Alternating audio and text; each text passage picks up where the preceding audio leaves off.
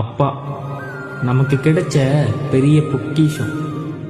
வாழ்க்கை முழுக்க நான் எவ்வளோ கஷ்டப்பட்டாலும் கேவலப்பட்டாலும் அந்த கஷ்டத்தையும் கேவலத்தையும் என் புள்ள படக்கூடாது, யாருக்கிட்டையும் போய் கையேந்து நின்றக்கூடாதுன்னு நினச்ச என் தெய்வம்.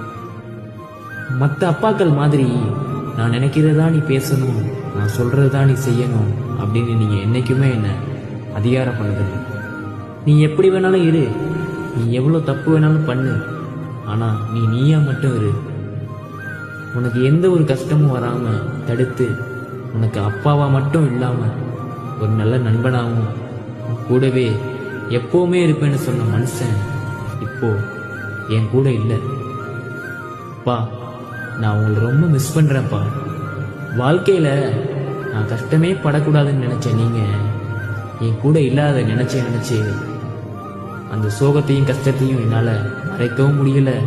உங்கள் கூட இருந்த அந்த அழகான நினைவுகளை என்னால் மறக்கவும் முடியல. நீங்கள் இருக்கும்போது உங்கள் அருமை எனக்கு தெரியல. நீங்கள் என்னை திட்டும்போதெல்லாம் நினச்சிருக்கேன், என்னடா அந்த மனுஷன் நம்மளை சும்மா சும்மா திட்டிக்கிட்டே இருக்காரே, நம்ம மேலே என்னதான் அவருக்கு கோபம். நீங்கள் இல்லாதப்ப தான் உங்கள் அருமை எனக்கு புரியுது. நீங்கள் என்னை சும்மா சும்மா திட்டலை, நான் நல்லா வரணுங்கிறதுக்காக தான் அப்படி சொன்னீங்க. எனக்கு இப்போ புரியுது. சாதிக்கணும்னு பிறந்துட்டு தோல்வின்னு பயந்து ஓடிடாத. உனக்கான ஒரு நாள் கண்டிப்பாக வரும். நான் அதை பார்க்க தான் போகிறேன். நான் என்ன செத்தா போயிட போகிறேன், கூடவே தான் இருப்பேன்னு சொன்னீங்க.